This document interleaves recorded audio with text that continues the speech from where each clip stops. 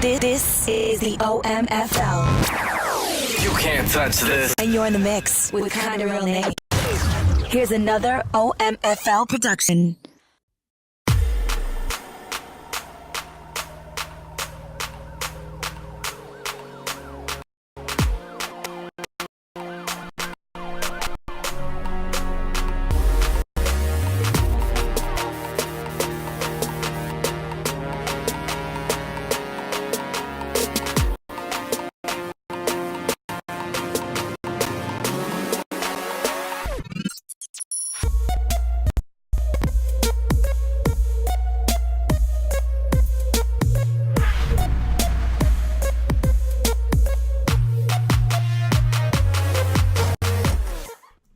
Welcome to Press Pass Live, your weekly podcast show for the OMFL. Thank you so much for tuning in today. I got my buddy D. Wayne with us today. How you doing, Mr. D. Wayne? I'm pretty good. It's not a monsoon in Arkansas anymore. I'm off for the weekend. Mo Dilly kicked my ass today, but doing this Press Pass Live just makes it all better. Yeah, it's still very much a monsoon here, so we're still trying to chase the rain away, and it's supposed to be getting cooler, and so we'll see how that all works out. But it's a Friday afternoon, so we're doing a little bit of a different show than we normally do. I'll tell you up front that we are going to be starting a new podcast that'll happen once a month for the entire Grown Folks community leadership. And it's going to be a sports podcast just to talk sports from the Grown Folks community. And so we'll talk this week. We're going to kick off the first one. That'll happen on Saturday morning. And so we'll probably talk some NCAA basketball. I know spring training, MLB's around the corner. Of course, NFL free agency. And then even probably tap into a little WWE since WrestleMania is right around the corner. And just something new that we want to kick off and try and kind of continue to grow the options that people listen to here. And so hopefully it's something that you guys enjoy and something that people really get into. So that is not why you're here right now. Why you are here right now, though, is to talk some OMFL. And we are in week number 16. And, man, the playoff races are coming down to the wire. And that's what D. Wayne and I are going to talk about all day today. We're going to cover the playoffs, potential matchups, and then we're going to take a look at the off-season awards and just kind of throw some names out there of people that we've got our eye on that could possibly win some different awards. So let's go ahead and get started in the NFC. I'll show the conference standings right now. You got the Cowboys in the lead in the East. You got the Seahawks in the lead in the West. The Bears in the lead in the North, and the Falcons in the lead in the South. And, of course, that gives us a handful of teams that are still very much in the running over in the wild card playoffs for the NFC. You got right now the Cardinals and Saints are your two wild cards, but some of these Week 16 games have not been played yet. You still got the Carolina Panthers very much in the running there, and so it's going to come down through three-headed horse here for those last two spots in the Cardinals, Saints, and Panthers. And we'll see who is able to kind of take that one away. So let's go ahead and talk about NFC playoff race. Who do you think's in? And what do you think those matchups are going to be? Well, like I said, your top four spots are pretty much set in stone, or they are set in stone. I honestly don't think maybe the Bears and Cowboys might flip-flop a little bit, but I think they're pretty much set. Your top two teams are set in stone, 1-2 set. 5 and 6 is going to be interesting. Like you said, you got the Cardinals at 5 right now and the Saints at 6. I think the Cardinals that win today, like I said, I don't think 12. I think they're pretty much set where they're going to be at. I think they're going to be your 5. I think the only one left is your 6 spot. And realistically, you got two teams fighting for it, the Saints and the Panthers. I think that one comes down to week 17. I'm not sure who you play this week 17, Nate. But it should come down to week 17. And if I had to take a guess, I'm going to go ahead and say the Saints are going to take that 6th spot. Maybe play the Bears, maybe? Let's see here. Cowboys. Cowboys. Oh, there you go. That's what it is. And that's a game, like I said, depending on, if the Cowboys want to sit guys, they're kind of locked in their spot. This is where teams can really dictate how the playoffs work. Because if Not saying the Saints don't beat him with everything he's got already, but if he decides to sit everybody and do what he wants, then the Saints could have an easier road. And then you go week 17, the Panthers have the Vikings, and then week 16, and he hasn't played his game yet, and he plays the Buccaneers. So he's got 2 tough games. Like I said, you've already got 1 game up on him with your win in week 16, and if I'm not mistaken, y'all's division record, and you got him. But I think if he beats the Bucks, I don't know about y'all's head-to-head, but it'll be interesting, like I said, if it comes down to the end of the season to see where Madden takes this one. You might can tell me, I'm sure you can tell me your head-to-head. Yeah, it was 1-1. So it ought to be really interesting to see where it comes down to if the Saints win out or if both these teams finish the season with the same record. But I'm gonna go ahead and put my hat in the barrel with the Saints pulling this one out. I think, like I said, you've already got 1 win out of the way. He's got 2 tough games. Tim with the Vikings in week 17, if that's what I said. He's a tough game. He never quits playing. And this Bucks owner has looked like trouble for a lot of teams so far, even though it hadn't quite turned out to be a successful season yet.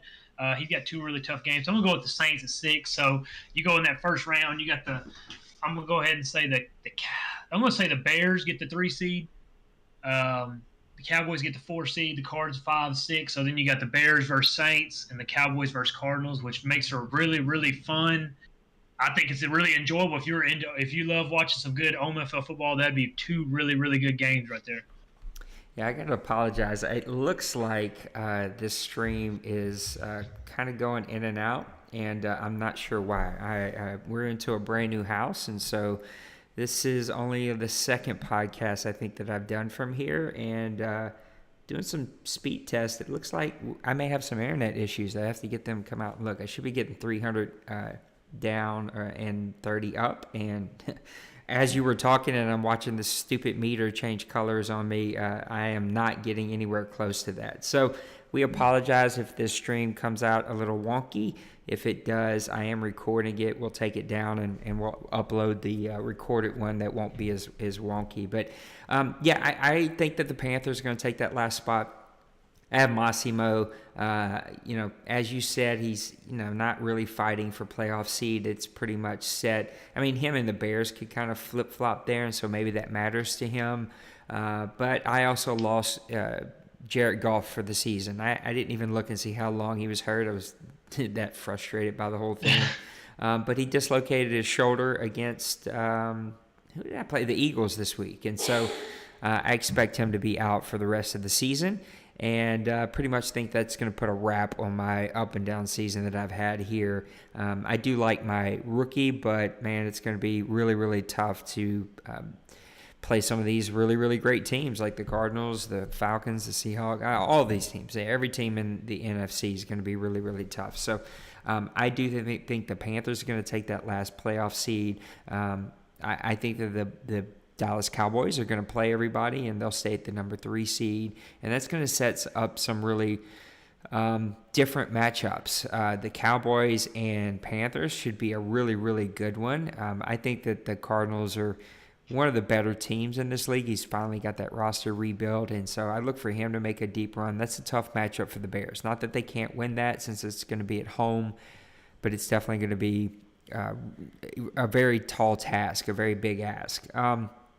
And that would just kind of set up some really, really great matchups that we can talk about on our next podcast once we actually know how those are set up. But I do see this coming down to a Falcons-Seahawks type of matchup. And, man, I just don't – we talked about that a little bit offline, but I don't know if anybody can beat those Falcons. Who do you see coming out of the NFC as kind of the top dog? I know that we still need to see the playoff, how they'll actually fall, but – just kind of your guesstimate right now. Yeah, if I had to go back to what I was saying earlier, I said the Bears versus the Saints, and then I go the Cardinals versus the Cowboys. I will say I think the Cardinals beat the Cowboys in that game. The Cardinals are reeling right now. He's playing really good football. I just played him today, and he overcame me, winning the turnover battle and 200 yards rushing, and still wins the game. He's got a dangerous receiving corps that was, really hyped to free agency last year, and he's putting it all together. And he's always been really good on the defensive side of the ball to begin with. That Bears and Saints game. I think the Saints come out and win this game. I think the offensive firepower, even without Goff, wins that game. I think it's a close one. The Bears play my kind of football. He plays ugly, run the ball, play good defense. I love it. I just don't see him winning that game.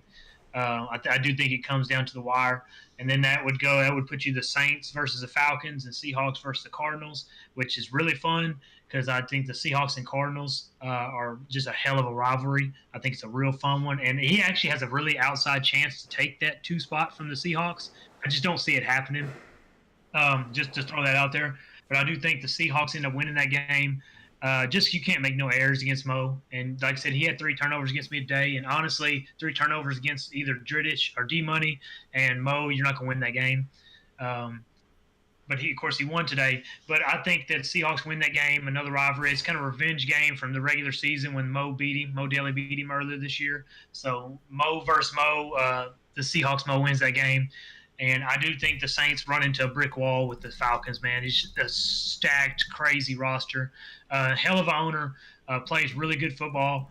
I think that the Saints put up a good fight, but the Falcons, man, is just too much. Probably the best team hands down in this league. And that puts us to another Falcons-Seahawks. And this is where it gets interesting to me because I think this is going to go down to the wire because the Falcons they can play both sides. They can play explosive, fast football. They can play slow it down, grind it out football. But Mo wants to play one way and one way only. He does have the Griffin brothers out there. He has a dominant defense. He has one of the best defensive ends in Gillette on the right end. I think the Seahawks pulled an upset in like a 17-14 or like a 14-10 game against the Falcons. I think the Falcons give 1 or 2 mistakes away. He's shown that he's prone. He will throw a few interceptions every once in a while, especially if you put him against the wall and make him kind of play at Mo's pace. I think the Seahawks come out of the NFC in a shocker. And for a lot of us that have been here, it's not a shocker to see Mo come out of the NFC, but to come out against this Falcons team who could go into the playoffs or go into the NFC Championship game undefeated, it will be I don't think Mo's ever been called an upset, but he will upset the Falcons. Yep, it should be a good matchup. We'll see how it kind of plays out. The Falcons have seemed so unstoppable. Let's go look at the AFC real quick. I'll rattle off some division leaders that we have here. You got the Jets leading the East. You got the Bengals leading the North. You got the Titans leading the South. And you got the Chiefs leading the West. And so we've definitely seen some movement there in the last couple of weeks, and that kind of sets up this right here. The Titans at number 1, the Jets at number 2, the Bengals at number 3, the Chiefs at number 4, the Colts at number 5, and the Jaguars at number 6. And I think it's pretty much over for the way I understand it. And so those are pretty much set with some possible flip-flopping of seeds here and there. Of course, 3 and 4 could flip-flop a little bit. I don't see 5 and 6 flip-flopping, but weirder things have happened, especially with your loss today. So there's still a little bit of deciding of who's going to be in, but nobody really in the running. The Raiders, the Ravens, the Chargers, and the Broncos are all pretty much out of it, with the Chargers, Raiders, and Ravens having a really good season, but just going to fall a couple games short here.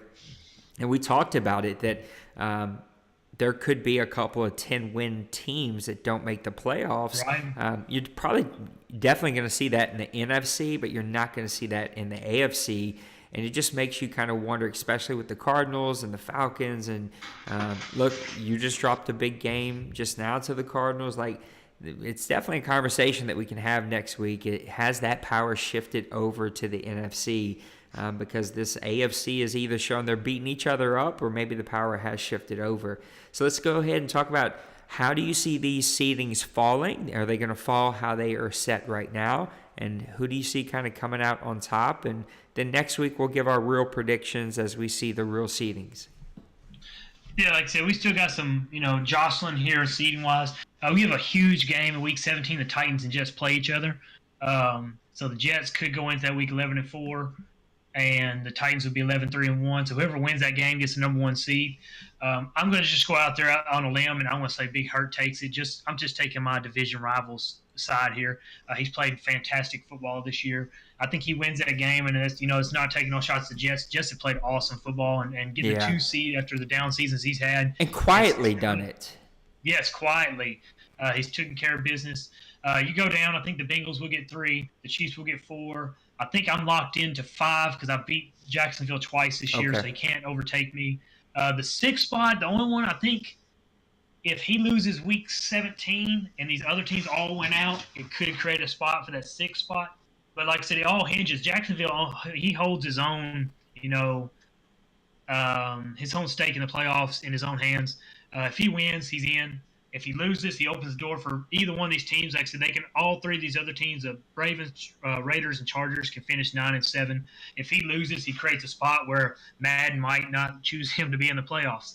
But I think like I said, if I'm going to take my guess, I'm going to say Jacksonville takes care of business in week 17. They finish 10-6. I think you got Titans, Jets, Bengals, Chiefs, Colts, Jaguars in that order. First round, you got the Bengals versus Jaguars, which we've seen that matchup before. Yep. It should be a really fun game to watch. And then you have me and Maniac playing each other, which should be a fun one. You got two guys with 2 big power running backs that want to establish the run, and it would be a real fun game to watch. I'm gonna go in the Bengals Jaguars game. I'm gonna say that the Bengals, as much as I want to pick the Jaguars here, I just think the Bengals have been flying so far on the radar, and I sometimes I think he does it on purpose. He's flying so far on the radar. Jacksonville, I had him on the ropes a couple weeks ago and ended up giving it up, if I'm not mistaken. I could be wrong. I don't want to be wrong here. But that game will be a really good game because of Jacksonville really leaning on their defense. They want to run the ball. He's not going to beat nobody passing the ball down the field. And, of course, I can't find it. I'm not as well prepared as I should have been today. Okay, I can't find it. But I'm going to have to go with the Bengals in this one, just the firepower. If Jaguars mess up at all, slip up, and he lets the Bengals get ahead, and James White's having a fantastic season running the ball, which is very characteristic of since he never leans on the run like he has this season, but it's paid off for him. I think the Bengals win that game in a 30-24 fashion, 30-27, a close game. And I think he pulls out. The Chiefs and Colts game, I'm going to give the edge here. I know exactly what you're going to say when I say this. I'm going to say the Chiefs win this game in like a 20-17 game. I think it's a grinded out game. I think this is the speed of Hill, and I think he's put it together. He started the season out, I think, 0-4, 1-4. And remember, he was preaching that he gave Mo a top 5 pick, and then all of a sudden he turns it on, and now he's 9-5. I think he's clicking. My Colts haven't, we let T.Y. Hilton go this last offseason. Thought we could go with the committee receivers, and it's kind of bit us. It hasn't worked out as well as we really wanted to. I think I give the Chiefs the edge here, which puts the Chiefs against the Titans in the next round and the Jets versus the Bengals. I think the Jets take care of business. I know he said he hasn't won a single playoff game this cycle. I think he takes care of business. I think he squeaks out one against the Bengals. He's just running the ball fantastic. He's one of the best, cornerback safety users we have here. I think he takes away some deeper routes that since he wants to exploit against the Jets. I think he takes those away, and I think you have like a 36-33 or 36-30 game, a pretty high-scoring game with those two. But I think the Jets pull it out, and that just speaks volumes to what I think about the Jets because I think the Bengals are an awesome team. He can squeak in the playoffs and win a championship. The Bengals can, but I'm going to have to give the lean to the Jets this time. And then the Chiefs versus the Titans. I think the Titans come in here, just establish herself. I think he uses Zeke against a Cowboys fan and Maniac. I think he runs all over him, and I just think it's one of them games. I think it's a 23-20 or 23-17 game, something like that. I think the Titans win, and I think we look at both sides right here. Both 1 and 2 seeds go to the championship rounds, which I know a lot of people would say that's an easy prediction. But OMFL, once you get in the playoffs, these seedings don't matter. It's a battle, no matter who's playing. And I think the Titans and Jets have an epic game, and I think the Jets squeeze out a game against the Titans. And this is probably my biggest upset because I have a lot of stock in the Titans being a really good team. Played them twice this year. I've never been beaten twice by one team in one season, and he did it this season. And he's played really, really great football. But man, there's something about this Jets team gets me. He's played really good this year. He beat me this year. He's played really good football, and man, he just brings a dynamic when he uses that cornerback and safety. And if you don't lock it down right off the bat, who's using, you make a mistake, and the Jets make you pay for mistakes. So big hurt. I hope you don't use this as ammo against me next season. But I'm going to go with the Jets coming out of the AFC and the Seahawks coming out of the NFC. Boy, you're calling some upsets. We'll have to see how this plays out. Excuse me. Again, I'm going to apologize for the internet. I'm getting a fraction of what I should be getting, and so I'll go back and rewatch the live stream, and if it is as bad as I think it will be, we'll make sure we take it down and upload the recorded stream so that you guys can see this. I apologize for it. New house, working out the bugs, trying to get some things figured out. But yeah, I'm getting a fraction of what I should be getting right now. I think that these seeds are going to play out like you see them. I don't see a lot of movement here at all. And you mentioned some really interesting things. We probably should have just taken these one by one. But I do not see the Chiefs beating the Colts. I think the Chiefs are my wild card in this entire thing. Like, they are the team that can come in and throw a wrench in all of these plans of who people thinks are going to win or how seeds are going to fall. He's really figured this team out.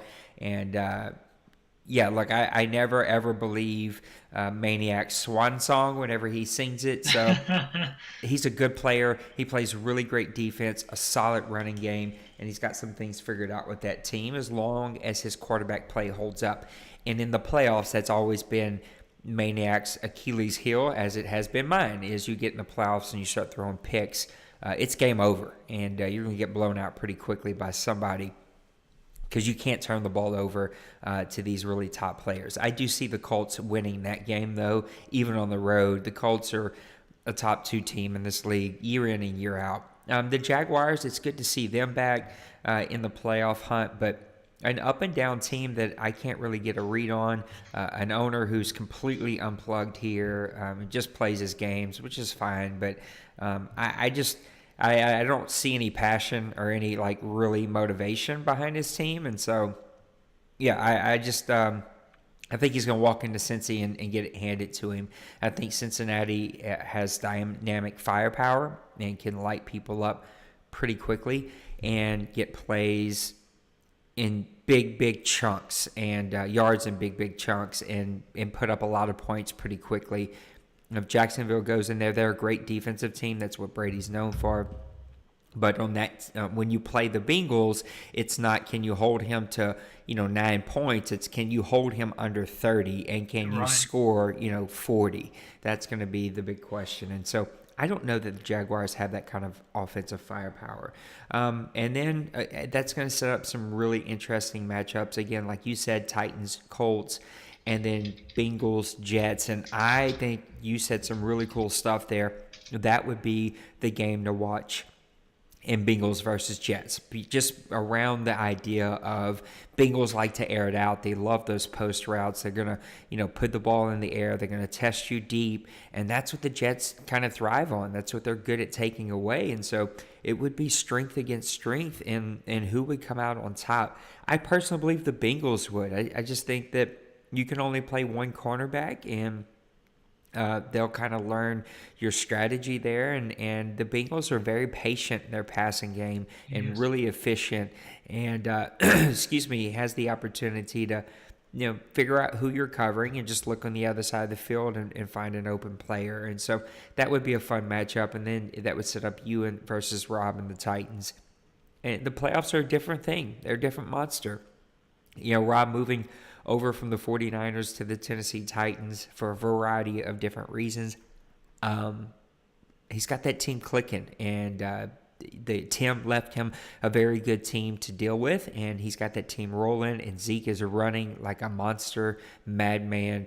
And if I remember correctly, I think that Big Hurt is a Cowboys fan, maybe? Yes, he is. Yeah, and so he's having fun with that team, but the playoffs are a different monster, and I think you two have had 2 Super Bowl matchups or something like that, or at least a couple of deep playoff runs, and I think you've come out on top on all of them. So I just see that coming again. I think that the Colts are just going to be the more all-around team. I think that Rob and his teams in the past, at least, tend to press when things get tight, and if you press in the playoffs instead of being patient, you're going to pay for it with some interceptions, a lot of P words in there. And so I see the Colts setting up to have a big matchup against the Bengals, and that we've seen that matchup before. It could go any direction. We've mainly seen it go in Dwayne's direction, but it could definitely go the other way. And I just think that Dwayne has the more all-around team. And I think that the Bengals are going to turn the ball over too many times.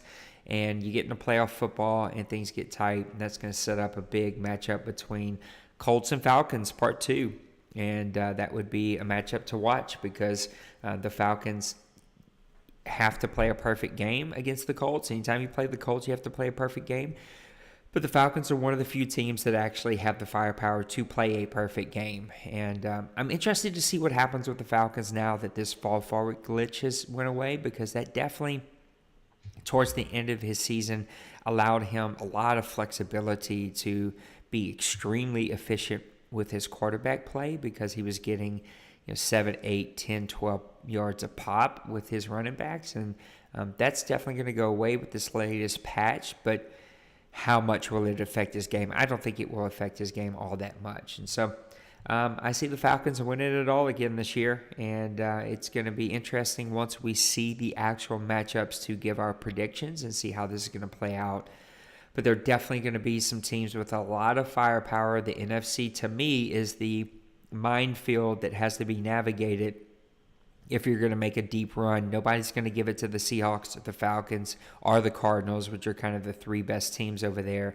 The AFC, I think that road's slightly easier, but I mean, even then, you're facing the Jacksonville Jaguars, who are a perennial top 10 defense in this league. Colts, who are always a top 10, top 5 defense in this league. The Kansas City Chiefs, who are a top 10 defense in this league once he's got things figured out. The Bengals, who can be a top 5 offense in this league. The Jets, who are top 5 offense. The Titans, who are top 5 offense. Defense. There's some really, really good teams over there defensively, and you're going to have to play good football. And it's going to come down to me, who can turn the ball over the least, because that's what's going to matter the most in there. So that's how we kind of see it playing out. And we got 2 more advances here. I think the next one's on Sunday night, and then the one after that will probably be like Tuesday, Monday night. And then we'll be into the playoffs and maybe have a couple of rounds before our next show, unless we can maybe get everybody together for a quick one-off prediction show as we get through the rest of the playoffs. We'll see if we can make that happen for everybody, because I know everybody loves those predictions. And if you're the Ravens, you'll even cut it out and make a video out of it. But let's talk about some awards here. And it has been a very full season 83 with a lot of movement, with owners that a lot more than normal. This year has just been unique in that way, that we have had owners move teams and move in and out of the league. So let's just kind of talk about rookies. We'll start there and just kind of give me an idea of both rookie offensive player of the years, and then we'll move over to defense. Let's just kind of talk about the offense. You've got some pretty good players that are out there, especially in Jacksonville. I mean, you got a rookie running back that put up 1,200 yards, and he still has 2 more games to go. I mean, if he hits it just right, he could hit that, a 1,500-yard mark pretty easily there. But you also have some wide receivers that put up some great numbers. Knox in Buffalo with 1,000 yards. Gator with the Carolina Panthers replacing DJ Moore, who had a record-shattering year just a couple seasons ago. He's kind of found his new DJ Moore. The quarterback's not too bad for Pittsburgh, 3,889 yards for Cunningham. Everybody else is okay. Weston from Minnesota played decent, 3,100 yards. We can definitely look at his touchdowns and interception ratio, which tend to be a little bit higher for rookies. But who are kind of your top ones that you're looking at? And maybe who's your guy that you see coming out for Offensive Rookie of the Year? Well, just in consideration, I think you got to give that a shout out. Just he kept the Steelers relevant this year. That is a really hard division he's in right there, with 3 perennial playoff teams in the Browns, Ravens, and Bengals in it. I think you have to give him some props. He played really tough. He actually had himself in playoff contention for a little while. You got to give him some props. Like I said, you got to give Gator and Knox, both those guys, speedsters. Gator, like I said, he's in a system right there that really rewards that speed. Knox with Buffalo gave him something that could separate and open up that unique running game that he has.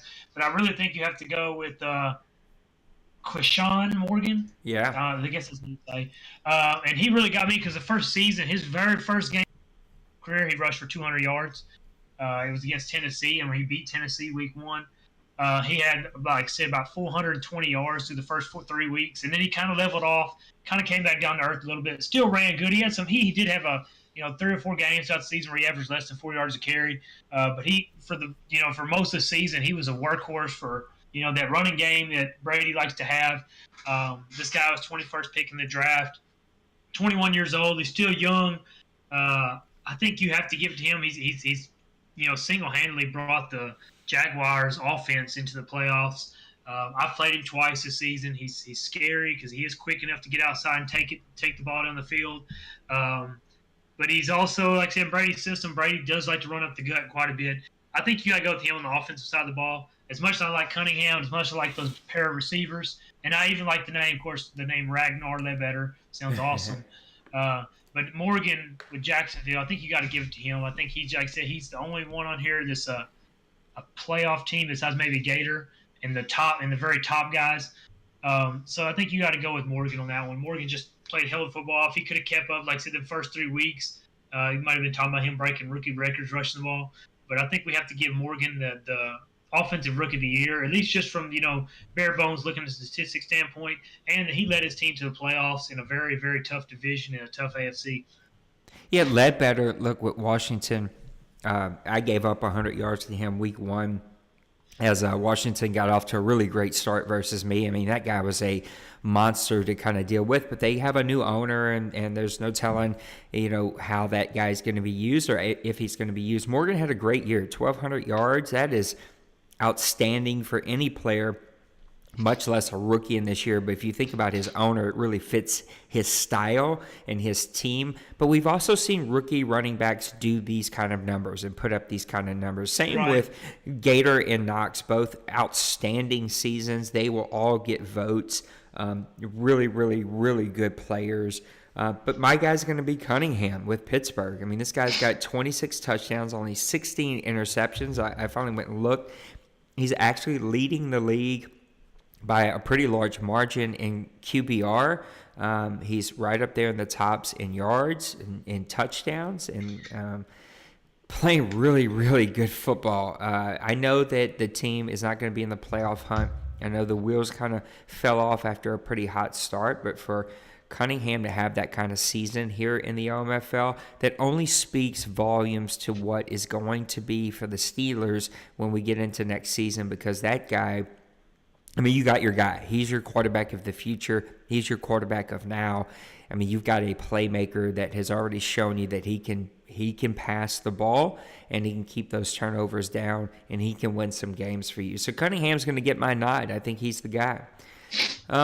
Let's move over to the defense and talk about the defensive players of the year. So here's who we got so far this year. Your leading tacklers are Ramsey, McClure, Noel with Chicago, Bailey with Philly, and Lehan with Miami. All of them pretty much tackling machines there for their teams. You get into the sacks leader, it's really about one guy, and that's Stephen Noel, who's also number 3 in tackles. So this guy not only has 40 tackles on the year, but also 13 sacks. I mean, he is having an outstanding defensive year so far. And then you look at the interception leaders, they're kind of spread out amongst a bunch of different ones. DeMarcus Glass with Seattle is tied with Andrew Lowe of Houston with 3. And then you also have Demetrius Spencer, who's got 3 in there. So those are your top 3 guys. But then Bailey and Reed, Philly and Arizona each have 2. So nobody really super outstanding there with the interceptions. But definitely some great numbers there from Noel. And Noel's going to be my guy. He's a tackling machine. He comes over off the edge and gets after the quarterback. 13 sacks. I mean, as a rookie, I'll take that all day, every day, and twice on Sundays. That kid can play for Chicago, and he's a big reason that defense has been so good this year. But what are your thoughts about Defensive Rookie of the Year here in the OMFL? Yeah, I think Stephen Noel is I mean, you talk about 13 sacks as a rookie. 40 tackles. I think it's really hard to go against him as your guy. Now look at these intercept guys. DeMarcus Glass, I don't know if you've paid much attention to him. You know, Mo has a system he uses in secondary where he kind of plugs and plays guys. I'm sure this guy, I think, if I'm not mistaken, he's one of the guys that he plugs in certain packages. He's only got 2 tackles in the season, but he does have 3 interceptions. And it shows me he's one of the rotation players for the Seahawks. You got to look at Andrew Lowe with Houston. You know, I'll give Outlaw some love. He'll like that on seeing his guy being there. I think he's a safety too. I think he was one of the top safeties, and Outlaw invested into that defense this past year. He has, and it's tough growing pains in the AFC South. Yeah. But he puts up a fight every single game. I will say I want to bring a little attention to Detrius Spencer for the 49ers. 31 tackles, 4 sacks, 2 forced fumbles, 3 picks, and a defensive touchdown. I think that's all around. That's a really good player right there from San Francisco. Cooley, he took over a team that Big Hurt. He kind of built in his own style. He had a good team, but we all know there's certain players here that build teams that, I always said that about Huday's team. Huday's team were built for Huday and nobody else. Yeah. And I don't think Big Hurts was that to that extent, but they were built for Big Hurt. And so it has been impressive to see Cooley come in there and make an impact. He got a really good middle linebacker in Spencer. But like I said, I think you have to go to Noel. I think he's your guy. I think you just a dominant guy for a rookie, 40 tackles, 13 sacks. I didn't look to see if he had any forced fumbles or anything. No forced fumbles, but he's a really solid. I'm sure. I think he's He's the outside linebacker, but he's a Russian linebacker, if I'm not mistaken. Yeah, I think so. But I think it's really hard to go against him. He just put up. I mean, that's 6. What do they call that? 8-figure sack money right there. Yeah. That's bad. That's Arkansas. I had to count that. But that's big money guy. I think he's going to be a real big thing. And like I said, he's on a playoff team. He's competing. And like I said, Nate might see him in the playoffs here in a couple weeks. So Cunningham's getting my vote on the offensive side. Morgan is getting Dwayne's vote, and we both agreed on the defensive side it's going to be Stephen Noel. We'll see how your votes go. Your votes are the ones that matter here in the OMFL. If you don't know, we kill all XP awards for the in-game awards, and we actually give them to you with the league votes. And so league votes matter, and we're interested to see how that plays out. Let's talk about a couple of other awards here. We'll talk about Offensive Player of the Year, Defensive Player of the Year, and then possibly MVP of the league. So let's look at the offense real quick. Again, here's Mr. Cunningham, the guy that's getting my vote. He's the number 1 in the league, followed by Jameis Winston, which is a surprise. I know that Big Hurt with the 49ers struggled with finding that quarterback. I know Jameis Winston had struggled with Maniac in Tampa Bay, traded over to Tennessee, and it looks like we finally got a match there. Nicholas with Miami, Mayfield with Cleveland, and Garoppolo with San Francisco. So those are your top quarterbacks. Then you got White, Martin, Elliott, Johnson, and Freeman all over there in the NFC and AFC for the top rushers in the leagues, that the yards, I should say, that guys are putting up in the league. The one that surprised me from that list really is James White. I mean, he is having a monster season with 1,621 yards. How much is this patch going to affect a little player like him? Well, it'll be interesting to see exactly how that plays out. And then your receivers, you got Beckham, Fuller, Edwards, Gallup, and Gator. Those are your top receivers here in the OMFL, and definitely some players that are your common suspects with Beckham, Edwards, and Gallup. I mean, those guys are always at the top of your list. And just a plug for our fantasy football team. Those are 3 of my 4 fantasy football receivers. And then you got Gator with Carolina, who just came out with an outstanding season. Very NFC heavy here with the wide receiver. Who do you see winning your Offensive Player of the Year this year? Offensive Player of the Year, to me, honestly, has to go to. I said it's really tough. I'm kind of cut between 2 guys, or actually 3 guys, but I'm gonna go with Ezekiel Elliott with the Tennessee Titans. I think we agree on this one. I think he's just been dominant. And I will say this: I think with the patch, and I know the patch ain't been out all year, I think guys really started knowing that the running the ball was the way to go. And I think it showed. If you look at our receiving stats, our receivers, that's pretty low for where we're used to having some receiving yards. But I'm gonna go with Ezekiel Elliott, and I think he scored like 6 touchdowns in our 2 matchups.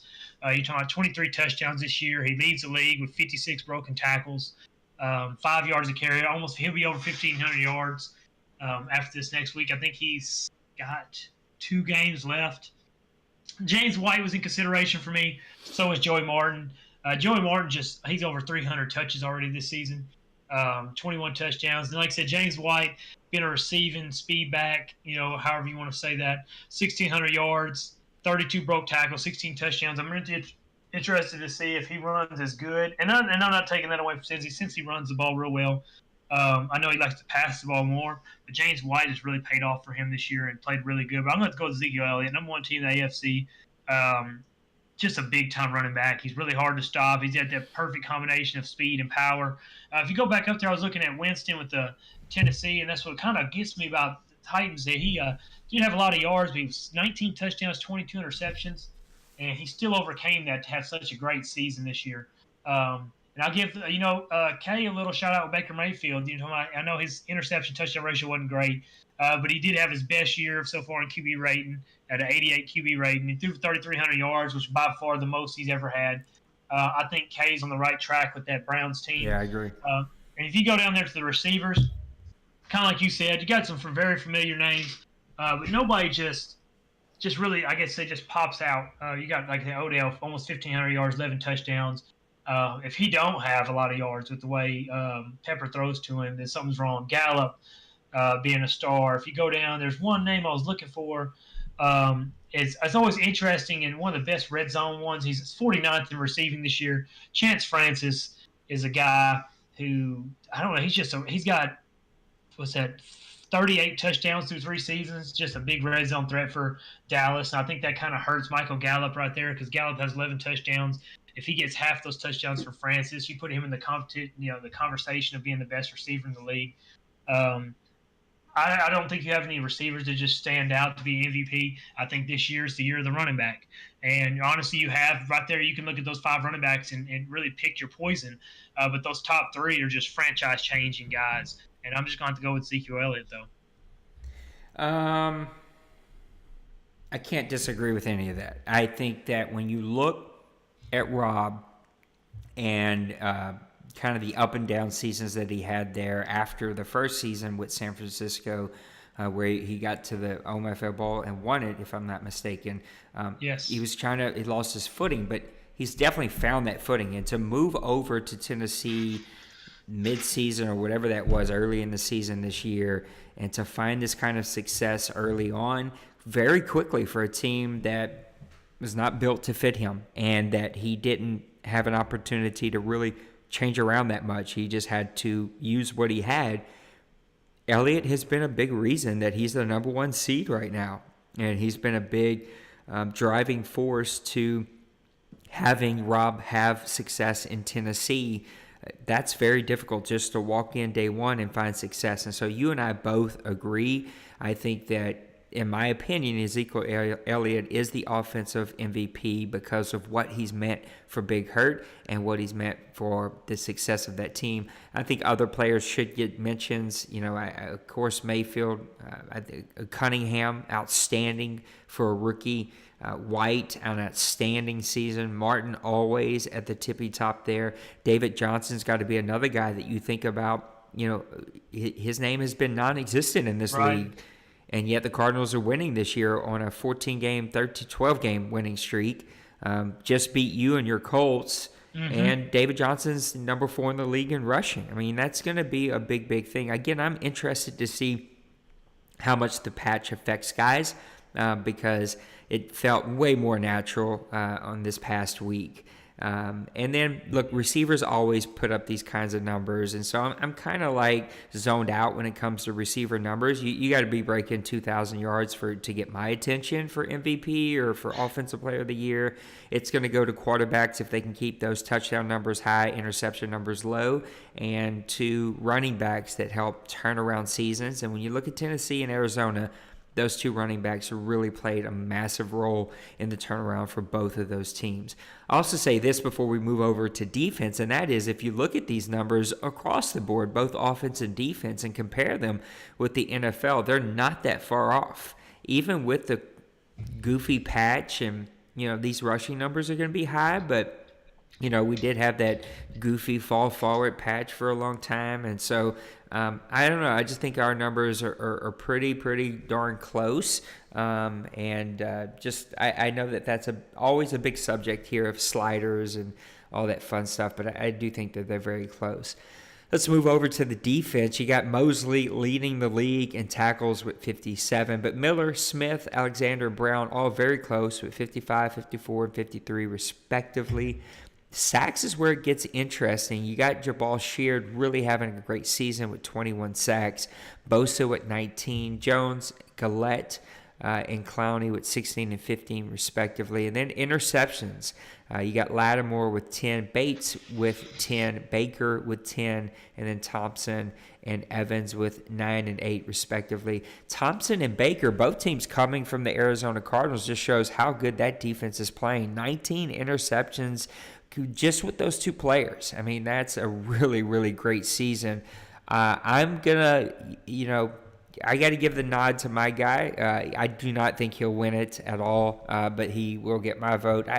Lattimore has been a big reason that my pass defense has been so outstanding. I know that the numbers may not fully support it, but I think if you went back and watched game film, I think the reason the numbers will be skewed a little bit, as they always are with very good pass defenses, as teams tend to fall behind and then really pour on the pass late, and then you end up giving up more yards. But there have been 5 or 6 different games where the quarterback going into the fourth quarter has been under 100 yards for the game, with more interceptions than touchdowns. And Lattimore has been a big piece of that. I mean, he has really just shut down receivers left and right, knocking caught passes out of people's hands, intercepting every ball. I mean, he dropped another probably 8 interceptions on top of this. He's just been all over the field for me and played really, really well. And though I don't think he's going to win it, I do think that Sheard's going to win it just because those are really sexy sack numbers. I got to give a nod to my guy Lattimore, but who do you think is going to win the OMFL Defensive Player of the Year this year? Well, I look at a guy you didn't mention right offhand, Von Miller. A well-known name, 55 tackles, 12 sacks, 4 forced fumbles, a pick, a safety. He just brings it all to the table. You go look at somebody, Shaquem Griffin for Seattle, 51 tackles, 12 sacks, 7 interceptions, a forced fumble, a touchdown. Deion Buchanan, 51 tackles, 10 sacks, forced fumble, 5 picks.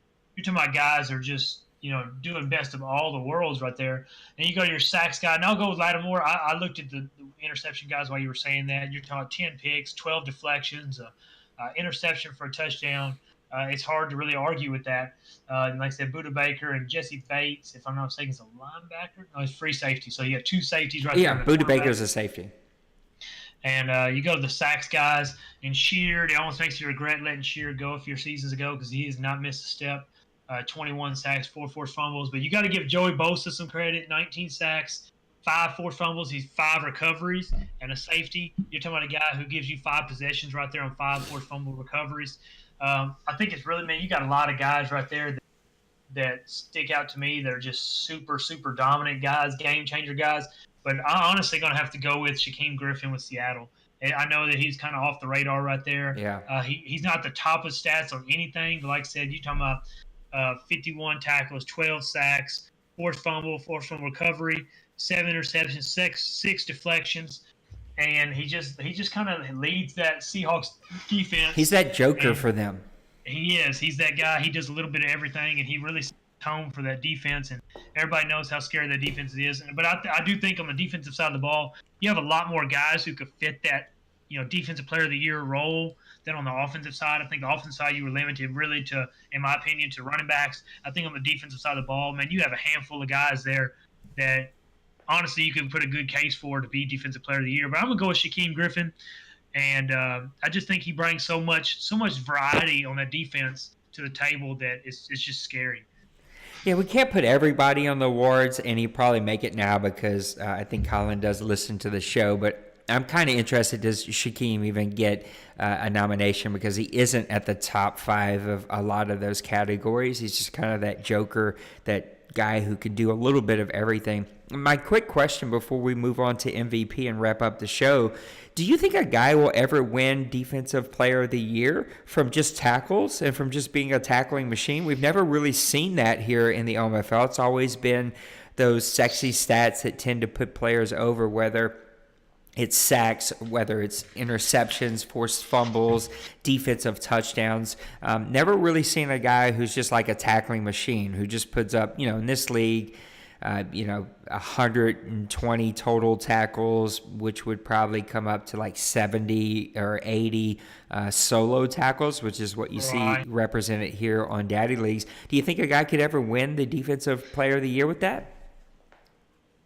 In my opinion, I don't think he wins it by himself, with no statistics other than tackles. I mean, you look like somebody like Sam Mosley, and he actually has a little bit more to – he brings a little more to the table than just tackles. You look at him, 2 sacks, 3 forced fumbles, 3 picks. I guess you could say the nearest one down there is that Tremont LaFleur from Chicago, 2 tackles, 1 sack, 1 forced fumble, and 2 picks. Just somebody. I don't think you'll find somebody that just with tackles, because even if you go down the sack department, Sheard has 41 tackles, so he's 16 tackles off. Von Miller's a guy who's one of the top tackle guys. He's got 12 sacks.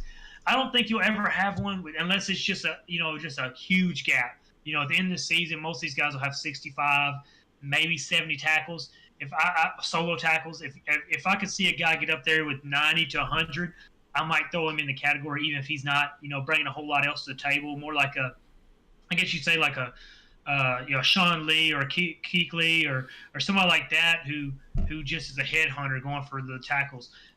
Somebody like that, but I don't see it here. I just think the statistics for these other guys so much. I mean, like I said, we just talked about Griffin, Sheard, Lattimore. You go Chandler Jones.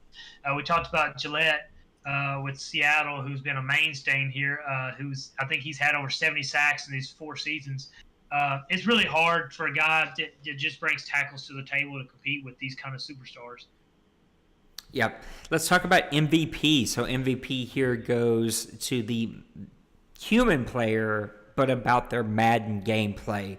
We also do a Coach of the Year, but Coach of the Year mainly goes towards like the guy who most represents the OMFL, its qualities, its mission, just kind of everything about the OMFL. So it's like who's the good guys, not necessarily who's just the guys who are good at the game. The MVP, though, goes to who are the guys who are just good at the game. And so your top teams, right? You're going to have the Bengals, the Colts, the Jets, the Cardinals, the Seahawks, the Titans, the Falcons. 5 of those guys, 4 of those guys are going to get the nod. In my opinion, it'll probably be the Falcons, the Titans, the Seahawks, and the Cardinals. But I do think that the Jets and the Colts and Bengals should all get some at least consideration. It's going to be tough for Colin. He puts these things together for us, and we actually should see a lot of these awards come out here in the next 24 hours to start voting on. But he's going to have his hands full to try to figure out who to put up there. Who was your MVP for season 83? If we're going all together, I think it's really hard to argue with from just a statistical winning standpoint, the Falcons. Honestly, I think he built a hell of a team. Asterisk tank season. He put a great. I'm just joking, D-Money. Don't take it out of me. I think it's hard to argue with somebody like him who's 14-0. He's dominating teams. I think if you look at his statistics this year, he's averaging 29 points a game, only giving up 19. He's averaging over almost 350 yards a game. He's got one of the best teams, 87 overall. I would say that my runner-up might catch you off guard because my runner-up team would probably be the Jets. I think the Jets are a team that really caught people off guard, and I don't think him as a person should have caught us off guard because he's always been a great player. But I don't think many people would have said he'd come in here and be compete for number 1 seed in the AFC. So I'm going to go with the Falcons as my MVP. I'm going to go with the Jets as my honorable mention, and a team that honestly you could probably put up there with the Falcons because I do think people expected the Falcons to be there. Not many people expected the Jets to be there just because he's kind of hovered that playoff line for 3 seasons now, and then just come out of the gates kicking ass this season. And I think you have to give him a lot of credit with the Jets and with the Titans and Big Hurt. Like I said, he walked into a situation. It was a good team. Tim built a good team there. But he walked into a team that wasn't his own, and he made it his own, and he's really succeeded with it. Yeah, I'm going to go ahead and put my disclaimer up front. I'm not even considering the Falcons. They will not get my vote. He won't like it. It's not personal, but I just am tainted with how he built this team and the way he went about it. There's nothing about it that I like, and it's funny. It's because when it first was happening, I was kind of like, you know what? Yeah, we don't have rules against it, and he's keeping games close, and we can't really prove it. But it's like the further we've gotten from it, and the more I've seen how good of a team that allowed him to build, the more tainted and just frustrated by the whole situation I really do get. So I just refuse to give a guy who tanked winless for an entire season and who now sits at 14-0 after that, after having a great season last year and winning the bowl. I just refuse to think about that guy as an MVP. And so my runner-up also would be the Jets. I just think it's outstanding of what he has built the right way, and managing his team and his cap and a little free agency and solid drafts and just quietly putting together a really good team that has fit his style. And he's definitely had some speed bumps. He's not the perfect team, but definitely has taken what would be a bottom-dwelling team and turned them into a contender in just a handful of seasons. But my nod is going to go to the Tennessee Titans. I just think it's extremely difficult to step into a team that was not built for you, that is not lined up for your play style, that maybe you got to figure out exactly what playbook you're going to use and how you're going to attack teams and who's going to play where. And to do that and finish 11-3, I think. Am I wrong? I think he's 11th. I thought he had a 1 in there. Maybe not. I thought he had like a tie in there somewhere. Tennessee Titans. Yeah, he does have a tie. He's 13 or 12-3-1. 12-3-1. Yeah, these rankings are not quite updated. So, look, a really, really good team, and that is very difficult just to step in and start winning with a team that isn't built for you in a very tough AFC division and conference, in a division that he's in, and then the conference as a whole. There are some really, really great teams there that you better be ready to play ball against, and he has done it with his defense. He's done it with effective quarterback play, and of course with that running game. And you got to give him the nod, and to me, he's going to be the MVP because I know how difficult that is. Can't wait to see what's going to happen next season after this all kind of plays out is what's he going to do with this team? Is he going to change it to fit his style? Is he changing his style to fit the team?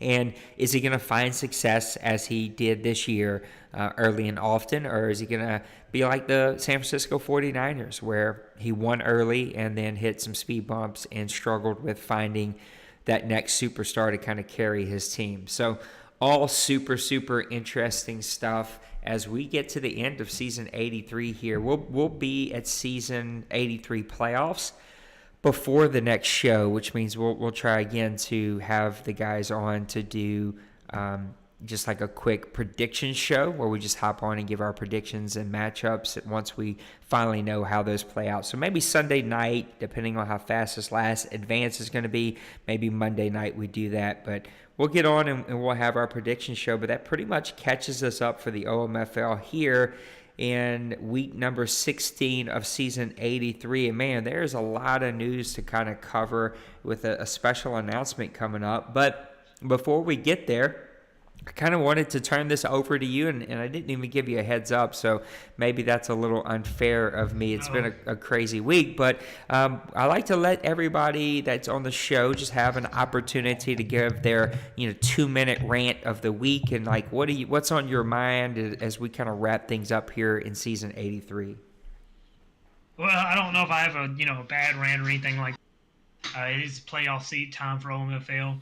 I would tell some teams that aren't completely, engaged to watch some of these playoff games. That's how I came into the league. I watched some of these playoff teams and watched some of these teams that are really good and tried to adapt some of their styles. Don't disengage yourself from the league just because you're on the playoff race. It is, like I said, it's playoff time of the year in OMFL, one of the greatest times there is in the OMFL. And then it goes to off season, which many would consider the greatest time in the OMFL. So we're not that far away from it.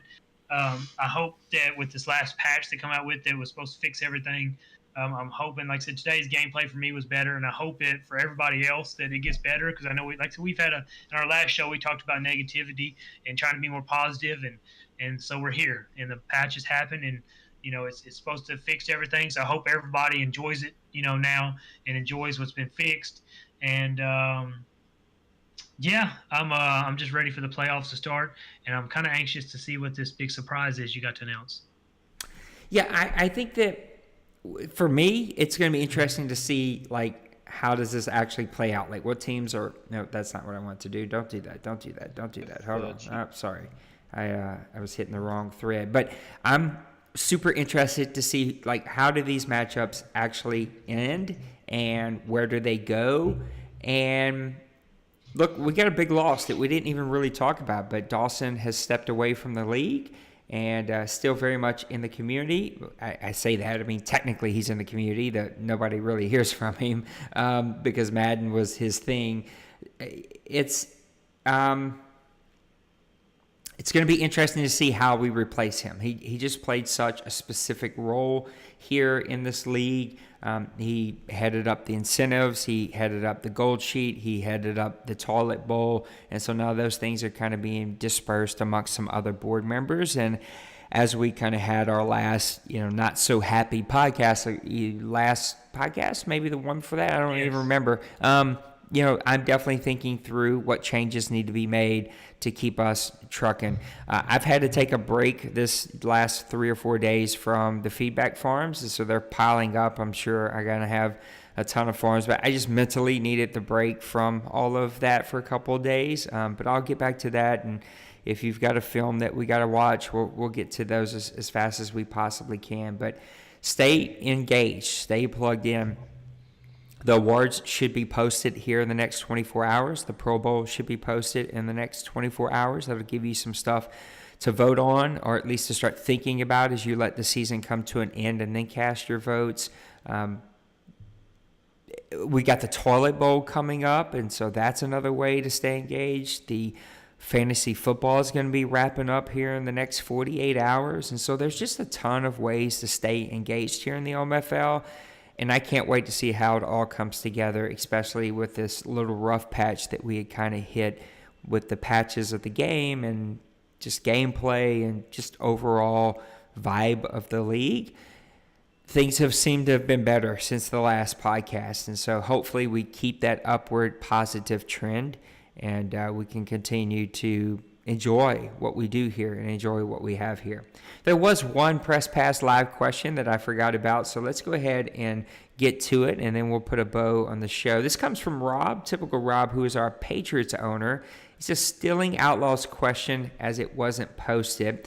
Have there been any former practice squad players who have made significant impact in their current installment, or I guess their current team of being called up? That's a really good question. It is. And probably one that we could even maybe get more feedback on next week after we kind of have some time to think about. I think for me personally, where I've seen the most improvement, I have not had a player go from practice squad over to like starter. Now I have had some like low round picks work their way from backup up to starter. Fitzgerald is the first one that comes to mind. And then a couple of my backup safeties that make plays for me. Those guys come to mind. But as far as a guy that was on the practice squad for a long amount of time and then get moved up, the first one would have to be a quarterback that actually I moved him from practice squad to my team, and then this season he had to go back to practice squad and somebody else took him. But he turned into a really great, solid backup player. And then offensive lineman. I always seem to find a lot of success. That's just always an easy area to cut, so to speak, and put guys from your team to the practice squad. And I've seen guys have to be moved from there from the practice squad onto your team and have some success. And then also another position that I've seen is defensive end or defensive tackle, right? Defensive line just in general. You'll have a player with some potential. I've moved to a 3-4, and then now I've recently really tried to move players around to actually play a 3-4 instead of try to play a 3-4 with 4-3 players. And because of that, I'm starting 3 defensive tackles across the board. Well, 2 of those guys were low round picks, 5th, 6th, 7th round picks. And I think one of those guys was even on the practice squad for an entire year and got bumped up. And so I think that it's not typical, and it's difficult to make happen into like a superstar player, but definitely we've seen it happen in some like really good backup roles. My running back, again, it's hard to talk about other people's team because I don't know who was practice squad, who was not. But I know for me, like my backup running back who could start for this team if I had to in a pinch, who's just like a monster of a man. He was on the practice squad for a couple of weeks, and then I knew somebody was going to snatch him, and I just forced myself to carry 4 running backs and cut at another position. But he has put up some really, decent numbers. He's a backup, so, he's only gotten 50, 60 carries on the year, but he's put up 350 yards or 305, somewhere in there, like a little over 300 yards, and played pretty good football for me. So I think it's possible, but it's just not typical. What has been your view and even your context of practice squad players moving up to your team? I wish I could say practice squad. I leave that to my assistants. But I haven't really moved. I mean, I've had some practice squad guys come up and be impactful. I never had a star off there. I guess you could say my import, he started off like 4 games into my first year. He was a practice squad guy. So he was a partial. He didn't spend very long there. Jacoby Land, who's my cornerback now, he was a practice squad guy for 4 weeks when I moved him up and really focused him to bring him over to this Madden. I've had, like you said, offensive linemen. I think my backup left tackle and right tackles now were both practice squad guys for a year. Had to take them off because guys tried to claim them, so they've claimed to the team. They haven't got to start, but they are key to the rotation. And I want to say my defensive tackle, I can't remember if he's still on my team this year, but for 2 years he started. He spent the first year on practice squad, and he was kind of my 3rd defensive tackle. And with the injuries and everything else, he ended up about 75, 76 overall, and he got quite a few starts at defensive tackle. I don't utilize my practice squad as well as some people do. Usually I fill it out with either bargain bin guys that I think that Mike can do, dev guys, or I try to get a fast quarterback or a fast receiver or a really strong defensive tackle. I try to find a specialty player that can't make an impact yet and put them there and see what I can make out of them. I will say I think this year I have 3 or 4 safeties on my practice squad, which probably won't surprise many people. But I do like to bring hard-hitting safeties and put them there and gather them up. Wait. You like hard-hitting safeties? Never heard of that. I just fill up my practice squad pond full of safeties so I can catch one when I need one. And but I don't use it as well as some people. I can't tell you, other than Jacoby Land, who kind of asterisk, he only played 4 games or 4 weeks on practice squad to be a star. But like I said, he kind of got built on the main squad for 2 seasons before he ever really got to touch the field. So I can't say I've ever had a star off of it, but I've had some players that have got some meaningful minutes off my practice squad. But I know there are guys in this league that really utilize that practice squad, and they will pick and choose and get people off there that do make an impact. Yep. Again, I want to apologize for the stream. We'll take the stream down, delete that video, and upload the one that's being recorded. I don't know what's up. It's either my internet or it's this OBS update that happened right before the show. Something has went haywire, and it is definitely super choppy, and so I doubt anybody's even watching live. But I do apologize if somebody is trying to watch live. But we'll take it down, and we'll put up a much cleaner recorded video that's going on at the same time. Well, that puts us to the end here. GrownFolksOC.com is where you can find all of the really good articles. One little friend here from NBC messed that one up, but don't worry, I'll fix it. Please help me out when you post those articles. ! How blog, and that'll bring up all the directions step by step on how to post these blogs. the correct way, and this helps me not have to go back and fix a lot of them. But let's go ahead and put a bow on the show and wrap things up before we get to a fun announcement. Well, it's like I said, we said earlier, there's playoff time. Guys that are new, guys that that haven't been here real long, or guys that just aren't in the playoff picture. Pay attention to these playoffs. You get to see some matchups. That's what I've always loved about the playoffs. You get to see some matchups you don't normally get to see. Get to see some powerhouses play each other. They don't get to play each other. And like I said, you get to see some games that really do make up some of the OMFL's greatest games when it comes down to these playoff teams. You get to see these styles, game plans, and stuff that are successful here, and it's just real interesting to watch and see. What's I fix say? And then we'll be kicking off the off season, which I know is everybody's favorite. Probably 2.5 weeks away from the off season. I'm just ready to see some of these new owners. Cooley. I can't remember the Washington guy, the Washington Redskins new owner. I can't remember his name. I just seen him pop in the chat. Him. I'm really interested to see some of these new guys. And like I said, I've known Cooley since the OMFL 2 and the TFL. And he's a real good owner. He's a Cowboys fan, so I'm biased. I like him. I will say this. I did remember watching y'all stream, you and Pootie T stream one night. Y'all were playing. I think you were actually playing a Madden game. Oh, and they were playing PUBG, and you were pretty fired up. But for whatever reason, I couldn't hear Cooley's voice though. But whatever he was saying was really pissing you and Pootie T off. Y'all were laughing, but I was really disappointed. I couldn't hear what he was saying. But I'm really interested to see what these guys. If y'all get a chance, go watch their PUBG streams. You'll hear some very interesting commentary. Some of those guys have their settings set where their audio doesn't stream. I've asked everybody to make sure their audio is allowed to stream, so you'll only hear the guys who've actually set that setting to allow their audio to be streamed. So that's why you don't hear Cooley stirring up trouble like he always does. I'm going to boot that guy. You need to turn yours on because you got booted like 3 times that night from Nate. That's once you know that. And I'm interested to see how this playoff run. Like you said, this is what everybody works all season for. It ought to be real fun, and then the off season, which everybody loves. And I'm just excited. daddyleagues.com/OMFL. That's our Daddy Leagues page. Go check it out. It's custom. I think you'll like what you see there. grownfolksoc.com. That's where you can see all this really great material from the OMFL, the OMFL2, the TFL, the NBC, the PFFL, the PFL, the AGCT. Is that right? I don't know. There's too many leagues. I can't even remember them. They're all right here. OMFL, NBC, TFL, ATG. There you go. PFL and PFLF.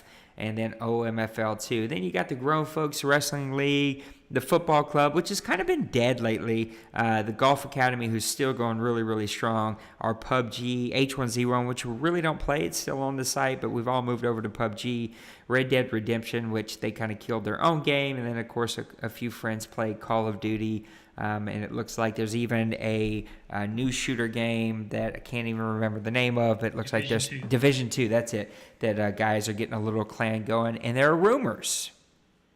I don't want to be the guy who lives into the or plays into the rumor and innuendo mill that takes place. But there are rumors that there's a new NASCAR league that's going to be fired up pretty soon. So I know that there's a new game, an updated game that came out not too long ago, and rumors are that may be firing up again soon. I know that was a blast. So lots of really fun stuff.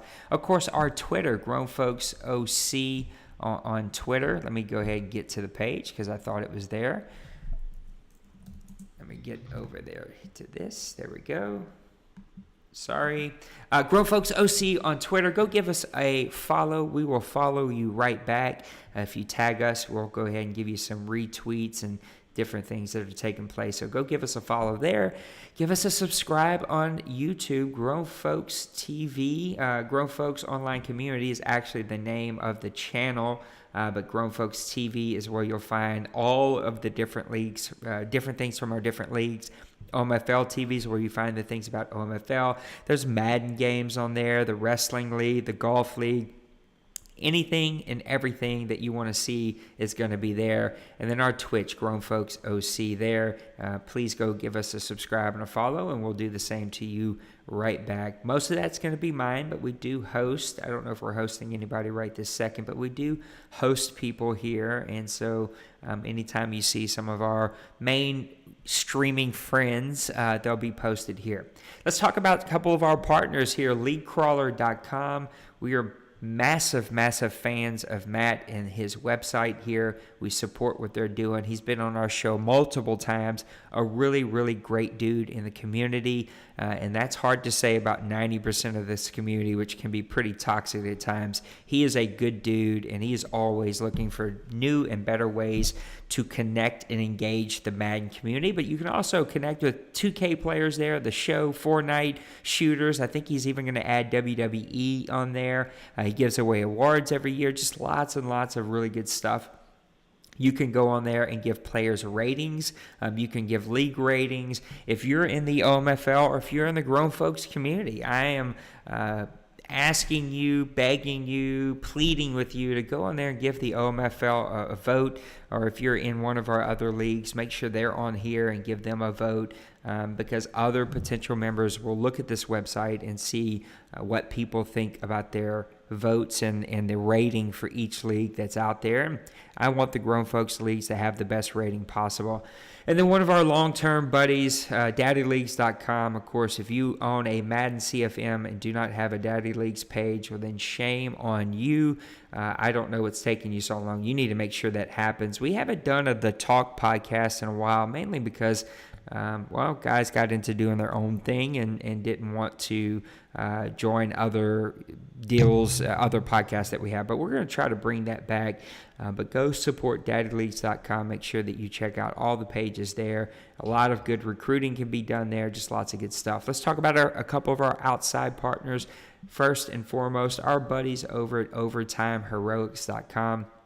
If you have not signed up for a profile over there, go do that right now. What are you waiting for? It's a great place just to talk about sports in general.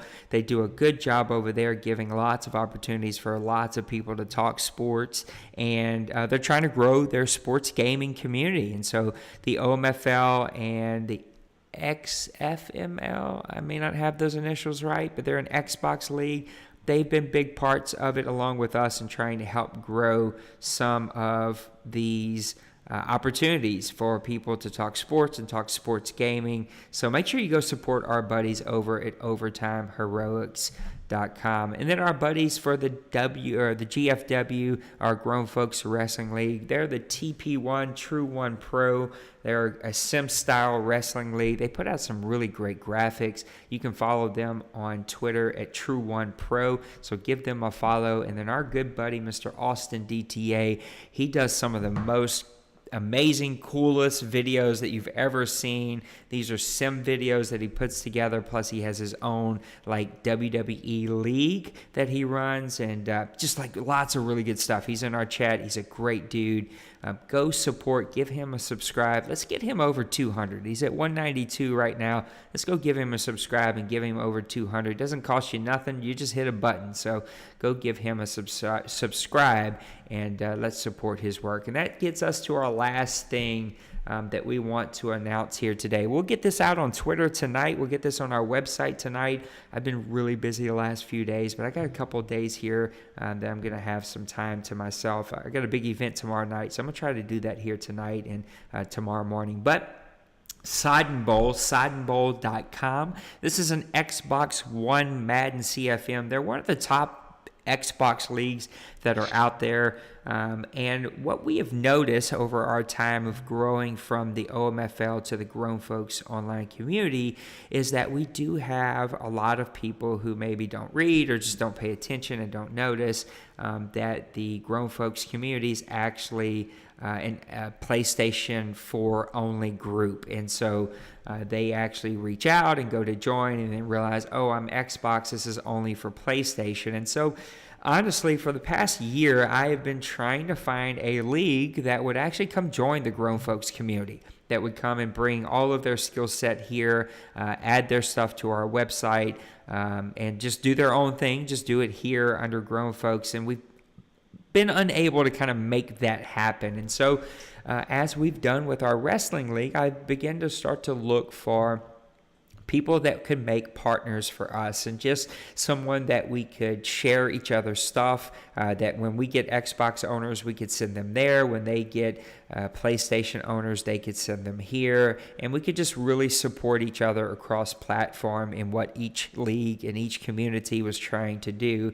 And we've got a buddy who actually used to play with us back in our group me days, and actually played in the what was called back then the WWG, but our wrestling league that turned into the GFW, and was part of our board for a bit. And he actually plays only on Xbox now. He does have both platforms, but only plays on Xbox, and has become a pretty big leader here with the Sodden Bowl. And so I reached out to them to see if they would be interested. And after kind of working on some things on each side, I think that we've come to agreement, and we're going to announce an official partnership starting right now, where we will be the Sodden Bowl official partners for the PlayStation side, which means when we get Xbox owners, we're going to send them over there to Sodden Bowl and to the different leagues. They have what we would call OMFL 2, but they have like a development league that they're just starting.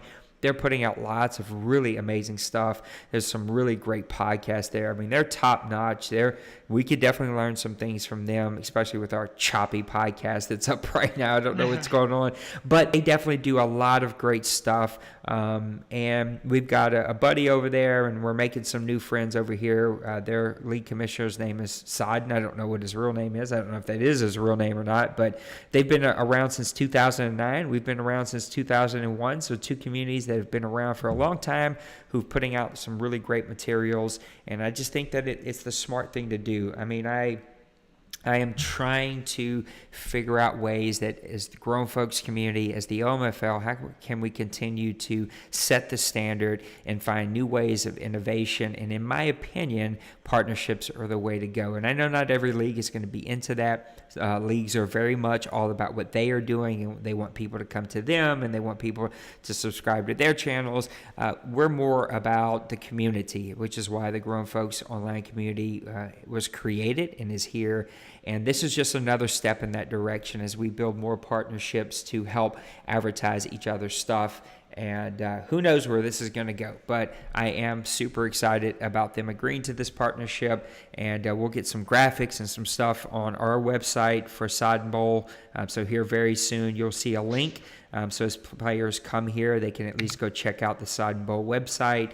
And if they're looking for an Xbox One version, they can easily go and check out Sodden and sign up for their stuff. And then we'll be sharing a lot of their stuff on Twitter, which you've probably already seen us do here as of late. So lots of really good stuff, and it's an exciting time to be a part of the OMFL, an exciting time to be in the Grown Folks Online community. Again, I apologize for the choppy stream, but I'll take it down immediately and upload this recorded one that we have, and we'll get it all updated. And tomorrow morning, it looks like we're going to host our first, if I can get more people. I haven't looked at Discord in the last hour because we've been doing the show hour and a half. But the object is to tomorrow morning at 9 o'clock, we'll fire up our first live sports podcast for the Grown Folks Online community, and we'll talk some sports with a lot of really cool people. Hopefully Pootie T will be able to join us. Who knows? Maybe Dwayne will come join us and poke his head in. I just think it's going to be a ton of fun, and I can't wait to do it with those guys.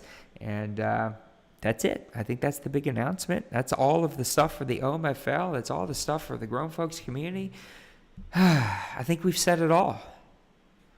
Covered a lot. I put Dwayne to sleep. That's how much that we've covered here today. Dwayne, thank you so much for making time on your Friday afternoon. I think it's bourbon time for a lot of you. It's getting time off for a lot of you.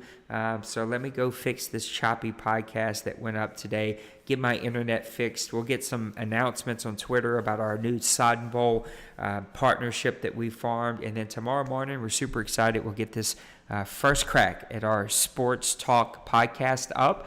And actually that idea really comes from our partners over at Overtime Heroics. I know that they do so many podcasts and sports stuff. We wanted to kind of add to what they were already doing. So exciting times to be here, man. I appreciate you for making time, and I hope everybody has a really blessed week. Have a great weekend, and until next time, peace. Later, guys.